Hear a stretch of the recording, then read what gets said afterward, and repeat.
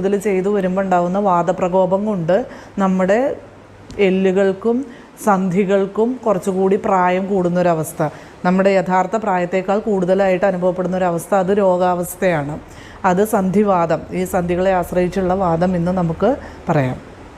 അപ്പോൾ നടുവേദനയ്ക്ക് കാരണമായിട്ട് വരുന്ന ഈ വാദത്തിൻ്റെ നടുവേദനയാണെങ്കിൽ അതിൻ്റെ പ്രത്യേകത അത് കണ്ടിന്യൂസ് ഡൾ പെയിൻ ആയിരിക്കും. അതായത് ഇങ്ങനെ വേദനയ്ക്ക് ഒരു മാറ്റം ഉണ്ടാവില്ല, എന്ത് ചെയ്താലും ഒരു വേദന, നടുവിലൊരു സുഖമില്ല, നമ്മൾ ഫുള്ളി ഹെൽത്തി ആയിട്ടുള്ള ഒരു ഫീലിംഗ് കിട്ടില്ല, എപ്പോഴും വേദന, ഇരുന്നിട്ട് എഴുന്നേൽക്കുമ്പോൾ വേദന, നടക്കുമ്പോൾ വേദന. അതായത് ഒരേ ജോലി കുറച്ച് കൂടുതൽ ചെയ്ത് കഴിഞ്ഞാൽ കുറേ നേരം കിടന്നാലും നടുവേദനയ്ക്കും.